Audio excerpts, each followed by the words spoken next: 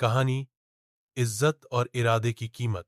नेपाल के एक छोटे से गांव मणिपुर में एक गरीब परिवार रहता था। रामेश और उसकी पत्नी सुनीता मेहनती और ईमानदार लोग थे। उनके 3 बच्चे थे, बड़ा बेटा सिद्धार्थ सिंह और 2 बेटियां गुड़िया और पिंकी। रामेश खेतों में मजदूरी करता था और सुनीता लोगों के घरों में काम करके किसी तरह अपने बच्चों को पाल रही थी।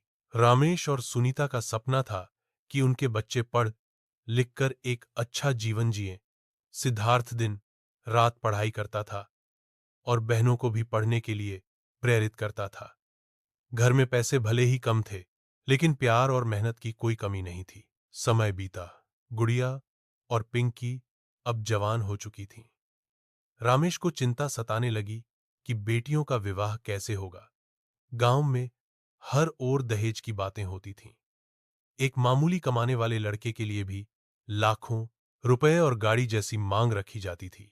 रामेश ने कई जगह रिश्ता देखा, लेकिन जैसे ही लोगों को पता चलता कि वह गरीब है, लड़के वाले मुंह फेर लेते या दहेज की लंबी चौड़ी मांग रख देते।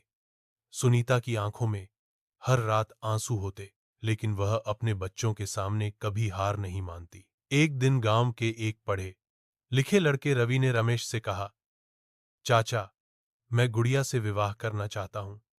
मुझे कोई दहेज नहीं चाहिए, सिर्फ उसका साथ चाहिए। रमेश और सुनीता को यकीन नहीं हुआ कि कोई बिना दहेज के गुड़िया से शादी करना चाहता है। रवि ने सबके सामने कहा, दहेज एक अपराध है और अगर हम युवा ही इसका विरोध नहीं करेंगे तो यह कुरीति कभी खत्म नहीं होगी। गांव में यह खबर आग की तरह फैल गई।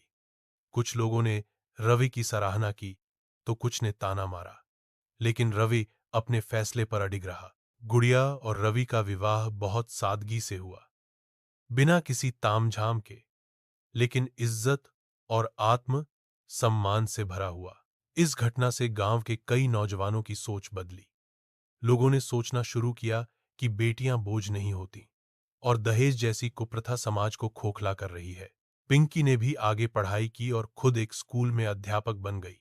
उसने ठान लिया था कि जब तक वह जीवित है, दहेज के खिलाफ लोगों को जागरूक करती रहेगी।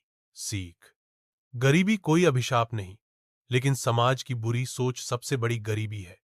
जब लोग आत्मसम्मान और सही सोच के साथ खड़े होते हैं, तो बदलाव जरूर आता है।